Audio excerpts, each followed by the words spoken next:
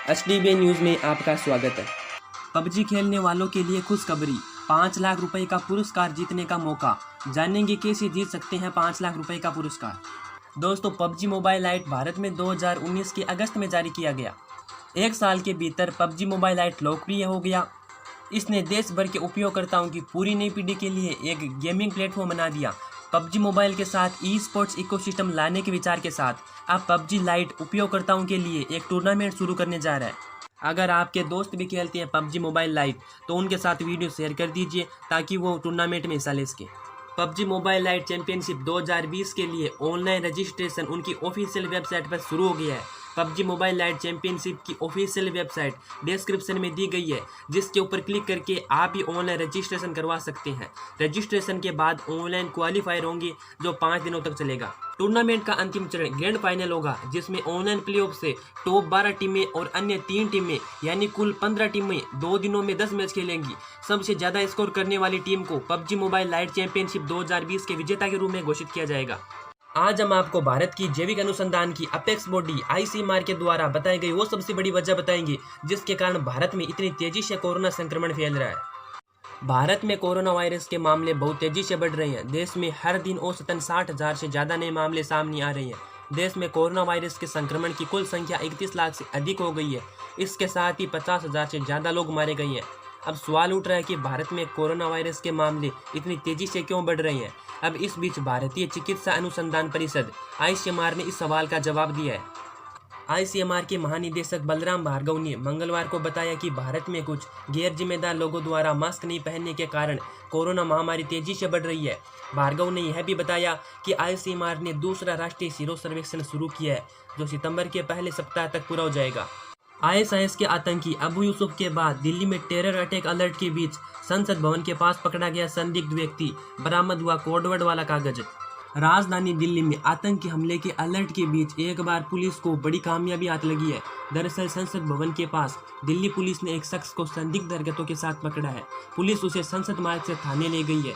यहाँ पर पूछताछ के जरिए जानने की कोशिश की जा रही है कि वो आखिर संसद भवन के पास क्या और क्यों कर रहा था। पूछताछ करने पर उसने अपने बारे में अलग अलग जानकारियां दी। इसके बाद शख्स को पार्लियामेंट स्थित थाने ले जाया गया। पुलिस ने अन्य एजेंसियों को भी इस शख्स के पकड़े जाने की जानकारी दी। फिरदौस नाम के इस शख्स के पास एक पेपर मिला है। खास बात यह है कि इस पेपर में कोड वर्ड भी है। इसके अलावा इस शख्स के पास 2 आधार कार्ड और एक ड्राइविंग लाइसेंस मिला है। इस शख्स के पास मिले दोनों आधार कार्ड पर इसका नाम अलग अलग है। दिल्ली में हुई हिंसा पर ताहिर हुसैन का कबूलनामा, पुलिस ने कहा हिंदुओं को सबक सिखाना चाहता था। दिल्ली हिंसा को लेकर स्पेशल जांच टीम के सामने आप पार्टी से निलंबित पार्षद ताहिर हुसैन ने बड़ा खुलासा किया है। ताहिर ने कहा कि वह हिंदुओं को सबक सिखाना चाहता था। साथ ही अमेरिकी राष्ट्रपति डोनाल्ड ट्रंप की यात्रा के दौरान पैसों और ताकत की बदौलत देश में कुछ बड़ा करना चाहता था।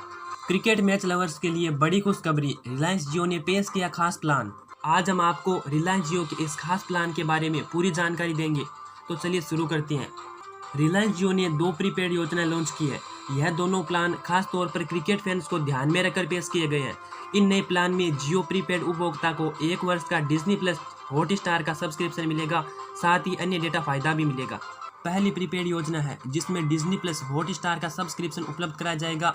कंपनी के दावे के मुताबिक जियो के 401 रुपये के प्लान पर 28 दिनों की वैलिडिटी मिलेगी और रोजाना के हिसाब से 3 GB डेटा उपलब्ध कराया जाएगा। इसके अतिरिक्त अगर आप रोजाना के 3 GB डेटा का उपयोग कर लेते हैं तो कंपनी की तरफ से 6 GB अतिरिक्त डेटा दिया जाएगा। यह प्लान खास तौर पर उन यूजर्स के लिए होगा जो हर दिन बहुत तादाद में डेटा की खपत करते हैं। 499 रुपये वाले क्रिकेट पैक में 1 वर्ष का Disney plus Hotstar subscription offer दिया जाता है। आपको पहले बता देती हैं, रिचार्ज पैक से अलग डिज्नी प्लस हॉटस्टार का केवल 1 वर्ष का सब्सक्रिप्शन 399 रुपये में आता है। जियो वेबसाइट के अनुसार इस प्लान में अनलिमिटेड क्रिकेट कवरेज उपलब्ध कराई जाएगी। अगर सब्सक्रिप्शन बेनिफिट्स को छोड़ दें तो 499 रुपये के रिचार्ज प्लान पर रोजाना 1.5 GB डेटा उपलब्ध कराया जाएगा। इस प्लान की वैलिडिटी 56 दिन की होगी। हालांकि इस पैक में कोई भी वॉइस और SMS की सुविधा नहीं दी जाएगी। 777 रुपये वाले रिचार्ज प्लान में 1 साल का डिज्नी प्लस हॉटस्टार का सब्सक्रिप्शन मिलेगा, किंतु 499 रुपये वाले प्लान से अलग इसमें जियो यूजर्स को वॉइस और डेटा बेनिफिट्स दिया जाएगा। यह 1 तिमाही वाला प्लान होगा जिसमें 131 अनलिमिटेड कॉलिंग और जियो ऐप्स का एक्सेस उपलब्ध कराया जाएगा। इस प्लान की वैलिडिटी 84 दिन की होगी। प्लान के तहत हर दिन 1.5 GB डेटा दिया जाएगा और इसके अतिरिक्त 5 GB डेटा प्राप्त होगा। व्हाट्सएप यूजर्स के लिए बड़ी खुशखबरी, आ रहा है कमाल का फीचर। जानेंगे इस फीचर के बारे में।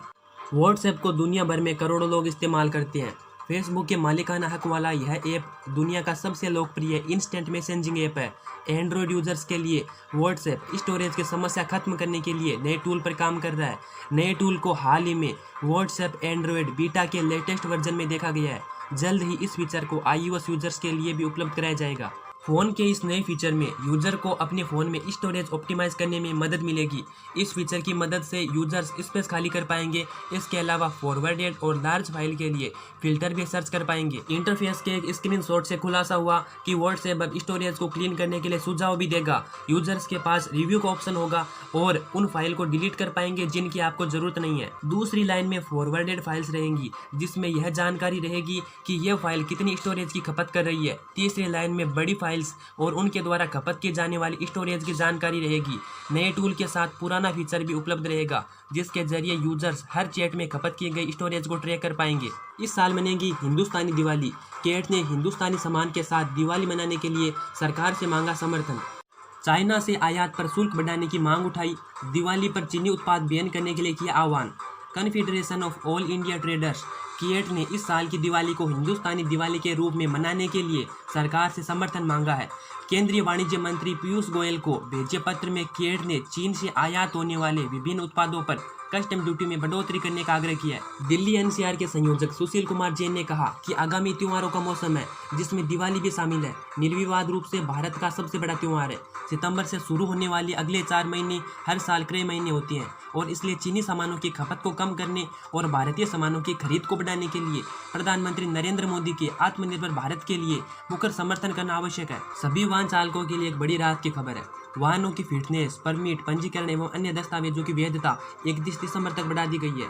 कोविड-19 के संक्रमण की वजह से कई महीनों तक जारी देशव्यापी लॉकडाउन और उसके बाद अब अनलॉक के दौरान भी कई सरकारी दफ्तरों में काम नहीं हो पा रहा है। ऐसे में सड़क परिवहन और राजमार्ग मंत्रालय ने एडवाइजरी जारी करके यातायात से जुड़े दस्तावेजों की वैधता की सीमा 31 दिसंबर 2020 तक कर दी है ताकि लोगों को यातायात दस्तावेजों से जुड़ी किसी तरह की कोई परेशानी ना हो। मंत्रालय ने जारी एडवाइजरी में कहा, कोरोना वायरस का कहर लगातार जारी रहने और मौजूदा हालात देखते हुए यातायात से जुड़े जिस दस्तावेज की वैधता 1 फरवरी से लेकर 31 दिसंबर 2020 के बीच समाप्त हो रही है उसकी अवधि 31 दिसंबर 2020 तक के लिए बढ़ा दी गई है। उसके तहत फिटनेस, हर तरह का परमिट, लाइसेंस, रजिस्ट्रेशन और बाकी किसी दस्तावेज की वैधता खत्म होने की चिंता से भी मुक्ति मिल गई है। वीडियो को अपने सभी वाहन चालक भाइयों के साथ शेयर कीजिए ताकि उन्हें भी पता चल सके कि दस्तावेजों की वैधता 31 दिसंबर 2020 तक के लिए बढ़ा दी गई है। छात्रों के लिए बड़ी खबर, एनटीए ने किया साफ, नीट और जेईई मेंस 2020 की परीक्षा तय। देश भर में एनटीए द्वारा करवाए जा रहे नीट और जेईई मेंस 2020 को लेकर लगातार छात्रों का विरोध जारी है। यह परीक्षाएं सितंबर में होने वाली है जिसको लेकर नेता से लेकर छात्र तक विरोध कर रहे हैं, लेकिन नेशनल टेस्टिंग एजेंसी ने इन परीक्षाओं के लिए कहा है कि यह परीक्षा अपने निर्धारित समय पर होगी। बुधवार से एडमिट कार्ड जारी करेगी एनटीए। ममता बनर्जी और आदित्य ठाकरे ने प्रधानमंत्री को पत्र लिखकर की परीक्षा टालने की मांग। नेशनल टेस्टिंग एजेंसी ने किया रुख साफ, परीक्षा तय। शिक्षा मंत्री ने कहा, छात्र और अभिभावक चाहते हैं जेईई और नीट की परीक्षा का आयोजन हो। देश की अर्थव्यवस्था को लेकर राहुल गांधी ने मोदी सरकार को दी नसीहत। कहा, सरकार को अब कर्ज देने की नहीं, खर्च करने की जरूरत। पिछले कुछ समय से कोरोना वायरस, चीन विवाद और अर्थव्यवस्था को लेकर कांग्रेस पार्टी लगातार मोदी सरकार पर निशाना साध रही है। कांग्रेस नेता राहुल गांधी की अगुवाई में पार्टी के नेता लगातार केंद्र सरकार पर हमला बोल रहे हैं। इसी कड़ी में कांग्रेस नेता राहुल गांधी ने एक बार फिर मोदी सरकार पर तंज कसा। राहुल गांधी ने अर्थव्यवस्था को लेकर कहा कि जिस खतरे को लेकर मैं पिछले कई महीनों से बात कर रहा था उसे अब reserve bank of India RBI ने भी माना। राहुल गांधी की मोदी सरकार को नसीहत। राहुल गांधी ने एक ट्वीट करते हुए अर्थव्यवस्था पर मोदी सरकार को नसीहत दी। राहुल गांधी ने ट्वीट करते हुए लिखा, केंद्र सरकार को अब ज्यादा खर्च करने की जरूरत है, कर्ज देने की जरूरत नहीं। उन्होंने आगे लिखा, उद्योगपतियों का टैक्स मत माफ किया जाए, गरीबों को पैसा दिया जाए, खपत से दोबारा अर्थव्यवस्था को चालू कराया जाए।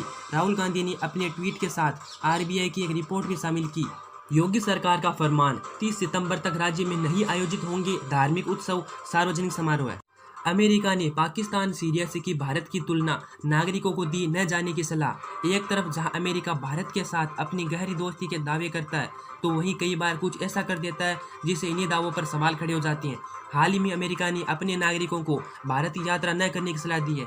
उन्होंने इसका कारण कोरोना संकट, अपराध और आतंकवाद को बताया है। इतना ही नहीं, अमेरिका ने भारत को रेटिंग में नंबर 4 पर रखा है, जो कि खराब माना जाता है। इस श्रेणी में भारत के अलावा सीरिया, पाकिस्तान, इराक, ईरान और यमन को भी रखा गया है। बिना डेबिट कार्ड के भी आईसीआईसीआई बैंक के खाता धारक निकाल सकते हैं एटीएम से पैसा।